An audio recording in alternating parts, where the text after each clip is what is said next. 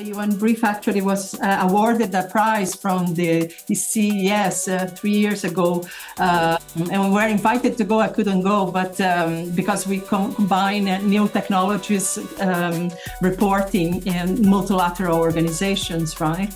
So this award, very proud. I have to put it in the website, actually. I always forget. But to tell me about it, so when did you start? About 10 years ago, right? Yeah, so well, a little bit more. I'm a research scientist at the beginning, so I began this project like 14 years ago when I was a postdoc at MIT. So it was a research project in which we wanted to reproduce brain into a microfluidic device using cells, human-induced pluripotent stem cells. So it started a long time ago as a research program, and we decided with my co-founder Florian to quit academia and to build an actual company to make actual products in 2018. So the company is 6 years old. And so far, we've been, revisiting our ambition to reproduce the entire brain, to focus in more part of the brain or part of the system, of the nervous system. And the idea is to use neurons. Okay, so all our body is composed of neurons, not only in the brain, but also in the spinal cord. And all our body is innovative, okay? And so those are natural sensors that all the time collect information and transmit it to your central nervous system via your spinal cord to assess the body wellness. If there's something is going wrong, is there an inflammation, is there an itchiness or something that is good.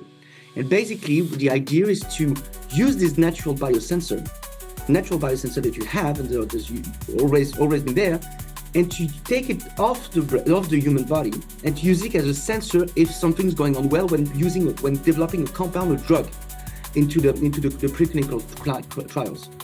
So the principle is to use human cells and to reprogram human stem cells, to reprogram them into our device that I'm going to show you in 30 seconds, and to use them as natural sensors of if a drug or a chemical compound or cream for dermatocosmetics will have a good effect or positive or negative effect. So the principle of nurturing is to use the natural sensors that are neurons to predict the efficacy or the safety or the toxicity of something that is put into your body, which is a drug or a chemical or a cream. Yes, I think it's fantastic, the idea that the human body is really a hospital in a way, like it can cure everything, right? If we figure out how it operates at a cellular mitochondrial level, right? And there are some advances now in this direction. So you collaborate with other universities as well, and you also have a service, I believe you are distributing or sharing this technology as well with other small startups?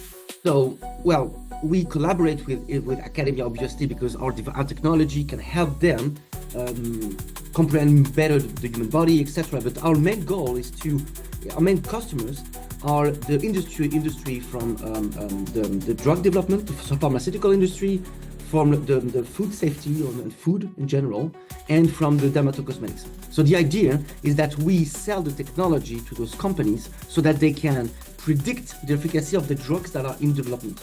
You know, you have preclinical trials and clinical trials, and after going on the market. So that's true in every 100% of drugs would go through this pipe because they need to be assessed by regulatory bodies like FDA, EMA, and Europe. So and those regulatory bodies need to understand if the drug is safe, so that it doesn't kill human, and it may have some efficacy. And all those companies that are customers, they need to have new tools to anticipate if the drug will have a chance to survive the clinical trials. So conventionally speaking, it's been like decades we've been using animal models like rodents, dog, rat, etc. And our devices and the devices just behind me, as you can see in the background, and I'll show you after. The devices use as an alternative to animal methods. So basically, we take human stem cells from donors, we place them into a device, and that acts as a substitute for animal models, and anticipating the clinical trial outcome. Interesting. But of course, yes, the pharmaceutical industry. Oh, and now I see the device. So this is the device. I can hold it on hand.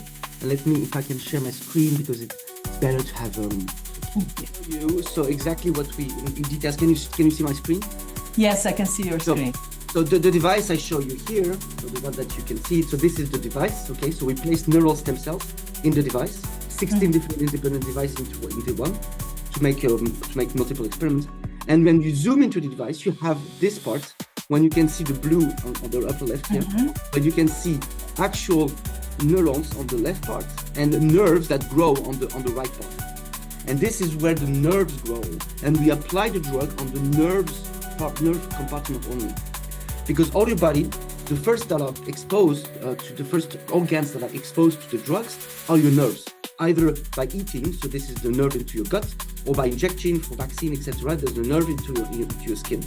And those feel, and they can recapitulate if there's something's going on wrong or good.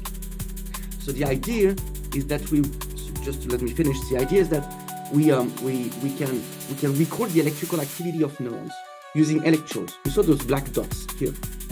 Those, we record the electrical activity of neurons, and we make sense of it. So we have decoded the neural influx that come to your body, into your brain, to say if the compound, for example, in this particular case, it's going to be toxic, highly toxic, or polytoxic or not.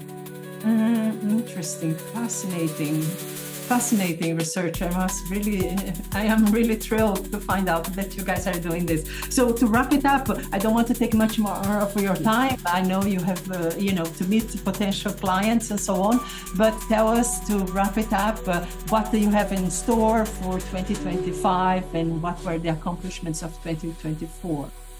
So 2024, we were able to expand and legitimate our free programs for pain disorders, so that will be vaccines, oncology, for food safety, so chemical safety with our neurotox assays, and dermatocosmetics. So that is the scientific and milestone achievements.